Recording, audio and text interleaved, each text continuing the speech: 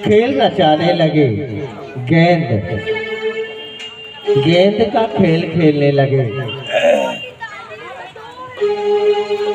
अब खेलते खेलते ये हुआ, उचटी गेंद पड़ी जमुना में, और वो भी किसके हाथ? खुद कन्हैया के हाथ चट गई। अब वो चट के आ गई, कन्हैया को तो लीला करनी थी, उस साइड और जानबूझ के किए ही हो गए। तो उचटी गेंद पड़ी जमुना में, अब कन्हैया मेरी गेंद मेरी बॉल तुम लाओ, मुझे तो चाहिए। अब ग्वाल बाल में इस प्रकार की छीना तानी होने लगी। अब कन्हैया चल दिए गेंद लाने के लिए और कदम के पेड़ पर चढ़ गए। अब चढ़ तो गए, जैसे ही चढ़े तो सब लोग डरने लगे। कन्हैया नहीं चाहिए, कन्हैया ना ला, मत ला। कन्हैया हम तो ठिठोलियां कर रहे थे, हंसी कर रहे थे। कन्हैया आजा बापू, उसमें कालिया रहता है, तेरे प्राणों को संकट है कालिया से। लेकिन कन्हैया को तो कालिया से मिलने जाना ही था। कन्हैया और जल्दी कदम के पेड़ के से यमुना पर कूद गए। अब जब कदम के पेड़ से कूदे, सब लोगों में हाहाकार मच गए, घर दौड़ने लगे सब, और मैया को और उनको खबर हुई। तो कन्हैया कहाँ गए हैं? कहाँ गए हैं कन्हैया? बताओ। माता राम, तुम तो पूरे सुर से सुन रहे, देख रहे हो, बता भी नहीं रहे कन्हैया गए कहाँ? कहाँ जा रहे हैं कन्हैया? कहाँ गए? नागनाथन को गए जय गोपाल पानी में। कहाँ गए? नाग को नथने, नागनाथन को गए जय गोपाल पानी में। खड़ी है नागिन करती सवाल पानी में। नागिन खड़ी है और कहती, रे सठ रे पुत्र, तुझे तो मृत्यु के द्वार हम ही पहुंचा देते, लेकिन तेरी भोली सूरत, तेरी मोहिनी सूरत को देखकर हमारा मन नहीं करता कि हम तुझे प्राण या दर्शन कहना चाहिए, अपने भाषा में दर्शन बोलते हैं, काटे। भाग जा, अभी कालिया सो रहा है, वह इतना क्रोधित होगा तुझे देखकर और फिर तेरे प्राणों को संकट आ जाएंगे। भाग जा मरने के लिए आया है, चला जा, क्यों मारने आया है? कन्हैया और जानबूझ के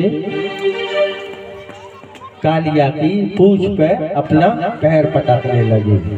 अब धीरे धीरे करके खुले कन्हैया के सामने, जिन पर कालिया पर प्रहार कर कालिया के खुल गए नेत्र। कालिया धीरे धीरे करके चेतना अवस्था में आया और फुफकार उठा, एकदम जैसे ही देखा फुफकारने लगा। अब फुफकारने लगा।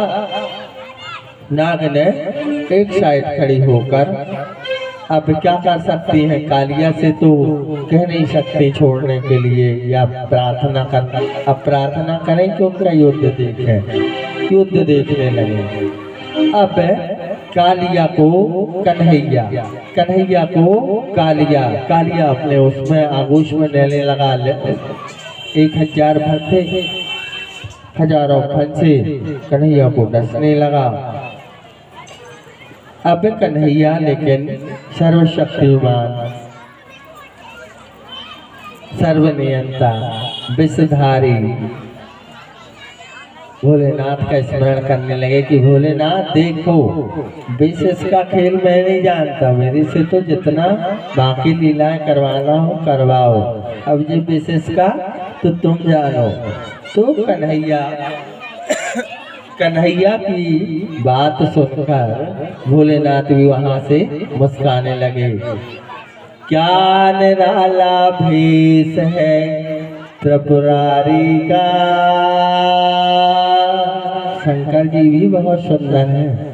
क्या निराला ठाठ है विषधारी का, विषधारी का। भेष कहा नहीं जाए रे त्रिपुरारी का। बहुत सुंदर वो भी है जितने सुंदर कन्हैया। अब ठीक है, कन्हैया की आज्ञा मान के जितना वो उनको डसे फन मारे, कन्हैया का सारा विश्व भोलेनाथ ग्रहण करते जाएं।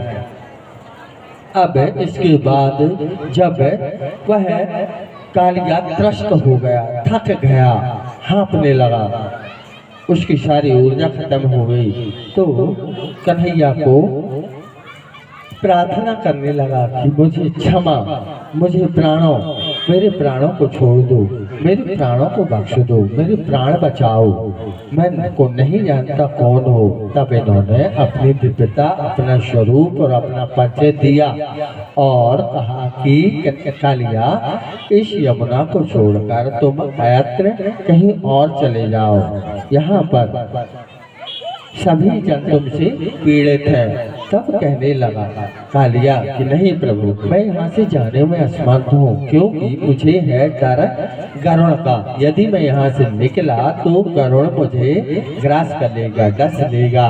तब कन्हैया ने उन्हें अभय प्रदान करते हुए कहा कि अब नहीं डसेगा, अब तो देखने के बाद तुमको क्या करेगा, प्रणाम करेगा, क्योंकि तुम्हारे सर पर मेरे चरण चिन्ह जो हो गए हैं, आ गए हैं, तो मेरे चरणों को देखकर तुम्हें तो प्रणाम करेगा। तो इस प्रकार की उनकी निवेदन प्रार्थना पर प्रसन्न हुए और कहा कि कन्हैया, अब ऐसा भी है कि तुम एक सिर पर मेरे मस्तक पर अपने चरण रखे हो, ऐसा करो सारे मस्तकों पर मेरा अपने चरण बना दो। तो खड़ा हुआ, कन्हैया को अपने सर पर चढ़ाया और कन्हैया ताता थैया करते हुए नाच करने लगे सारे उसके मस्तकों पर, और वह कन्हैया को लेके बाहर आया। बोल वृंदावन बिहारी लाल की। इस प्रकार कन्हैया ने नांगना था और उसका गरुड़ से भ्रम दूर किया। इसके बाद भंडरी वन पहुंचे, जहां पर कंस का असुर प्रलंब ग्वालों के बीच में मिल गया और प्रबलंब असुर खेल खेल में ग्वाल रूप में कीड़ा करने लगा और पीठ पर घोड़े का एक रूप रखा और पीठ पर बलराम जी को बिठाया और बलराम जी को बिठाकर दूर भागने लगा। तो बलराम जी ने उनको एक मुष्ट का प्रहार किया, मुक्के का प्रहार किया और प्रबलंबासुर का उद्धार कर दिया। बोल वृंदावन बिहारी लाल की। अब हम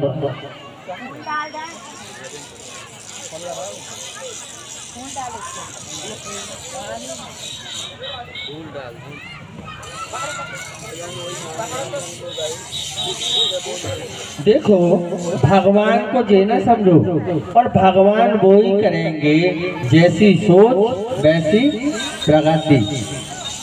अब तुम दूसरे का देखकर किसी प्रकार का मोह बनाओ, जलो, पड़ोसी से जलो, किसी से भी जलो, मुझसे जलो, तो उनका सबका परिणाम कैसा होता है? अच्छा नहीं होता। भगवान तो मिल जाते हैं, लेकिन भगवान मिलने में भी अंतर होता है। भगवान तो दुर्योधन को भी मिले थे, भगवान तो अर्जुन को भी मिले थे, लेकिन कैसे मिले थे? किसी को काल रूप में दिख रहे थे और किसी को सौम्य रूप में दिख रहे थे, जाकी रही भावना जैसी। इस प्रकार से महाभारत चल रहा था। अर्जुन से बोले कन्हैया जी मुझे अपनी गांडीव धनुष दो। तो